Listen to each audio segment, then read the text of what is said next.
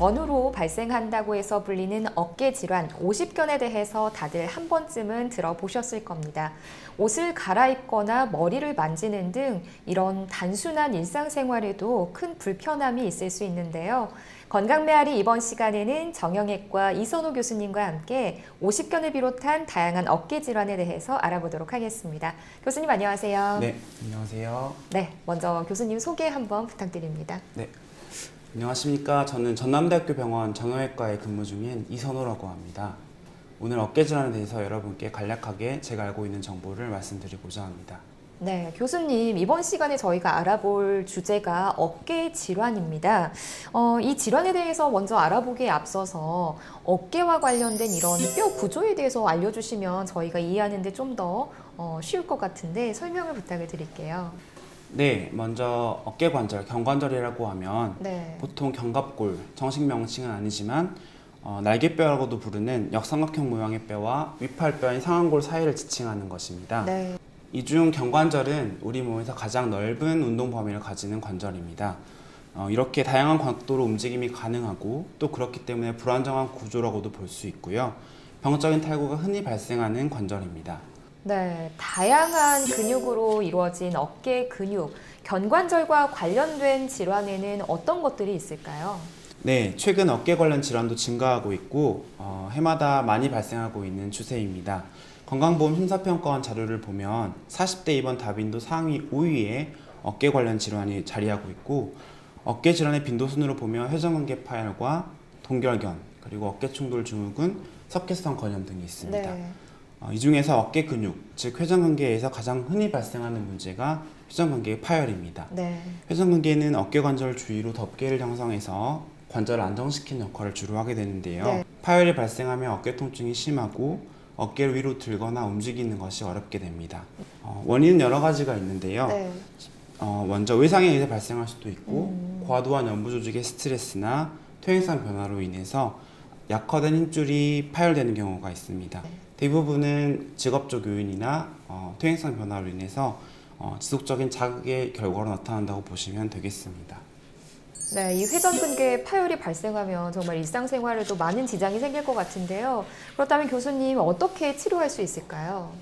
네, 회전근개 파열의 치료는 파열의 범위나 정도에 따라서 정말 다양하고 복잡하지만 기본적인 개념을 말씀드리자면 외래 진료실에서 환자분의 증상을 듣고 신체 검진을 하고 초음파 검사를 한 후에 네. 회전근개 파열이 있는 것이 확인이 되면 우선 약물요법과 함께 어깨 스트레칭 등을 이용한 보존적 치료를 시행해 보게 됩니다. 네. 통증이 심한 경우에는 초음파 유도하에 주사 치료를 시행해 볼 수가 있고요.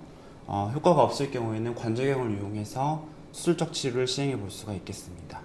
네, 이 회전근개 파열도 저희가 한 번쯤은 들어본 것 같은데 저희가 또 주변에서 가장 흔하게 들을 수 있는 게 오십견이거든요. 오십견이란 정확히 어떤 질환이고 또 어떻게 치료할 수가 있을까요?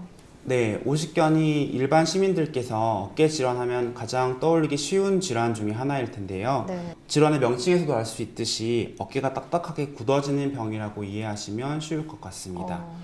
오십견이라는 병명은 50대의 어깨라는 뜻인데요. 꼭 50대에서 발생하는 병은 아니기 때문에 네. 동결견이라고 부르는 것이 더 정확할 것 같습니다. 아, 네. 어깨를 완전하게 움직이지 못하고 굳은 경우 중에서 다른 특별한 원인이 없는 경우를 동결견이라고 합니다. 물론 힘줄 파열이나 골절 등 다른 원인들을 배제하고 내리는 병명이고요. 신체 검진상 어깨 관절이 모든 방향으로 관절 운동 범위가 제한되는 소견을 보입니다. 네. 제3자인 의사가 팔을 들어 올리거나 움직이는 경우에도 어깨 관절 운동 범위가 제한되어 있는 것이 특징이고요. 심해지면 아픈 쪽 어깨로 누워서 잠드시기가 어렵게 됩니다. 그렇다면 오십견은 어떤 원인으로 발생하느냐가 궁금하실 텐데요. 네. 이 병은 어떤 특정 원인에 의해서 발생한다기보다는 어깨 관절을 둘러싸고 있는 관절막이 퇴행성 변화를 일으키면서 염증과 통증을 유발하는 질환이라고 보시면 되겠습니다. 초기에는 통증이 없는 범위 내에서 스트레칭이나 약물법을 이용해서 치료를 시행한다고 보시면 되겠고, 통증이 감소된 후에는 근력 운동을 한다고 생각하시면 되겠습니다. 보존적 치료의 성공률은 일반적으로 약 90% 이상이라고 보고되고 있고요. 네. 만약 통증이 심하고 경과가 호전되지 않을 경우에 의료진 판단하에 수술적 치료나 다른 주사 치료를 고려해 볼 수가 있겠습니다.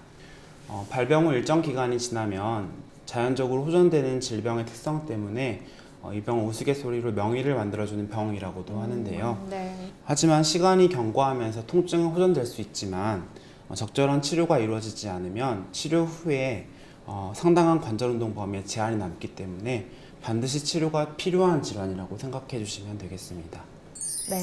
그럼 교수님 이제 마지막으로 건강한 어깨, 건강한 견관절을 지키기 위해서 특별한 뭐 예방법이나 운동법이 있을까요? 우선 통증이 생기면 지체하지 마시고 네. 전문 의료진의 진료를 받으시는 것을 추천드립니다. 최근 인구가 고령화되고 스포츠 인구도 늘어남에 따라서 어깨 질환의 빈도 또한 증가하고 있는 추세인데요. 어깨 질환이 생명과는 관계가 없지만 일단 발생하게 되면 삶의 질을 급격하게 떨어뜨리는 질환이기 때문에 네. 적절한 진료를 통해서 어깨 건강을 유지하는 것이 꼭 필요하겠습니다. 건강한 어깨를 평소에 유지하는 방법이 무엇이냐라고 이제 질문하셨는데요. 네. 평소 어깨 스트레칭과 함께 어깨를 사용하는 업무나 스포츠 활동을 하는 경우에 무리하지 않으셔야 합니다. 네. 그리고 가능하다면 평소에 어깨 주위 근육을 강화시키는 운동을 함으로써 어깨 질환이 발생하지 않는 튼튼한 어깨를 만들어 주시면 더 좋겠습니다.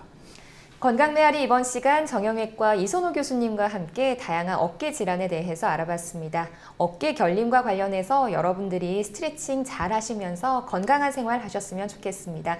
저희는 다음 시간에 더 건강하고 더 유익한 정보로 찾아오겠습니다. 고맙습니다.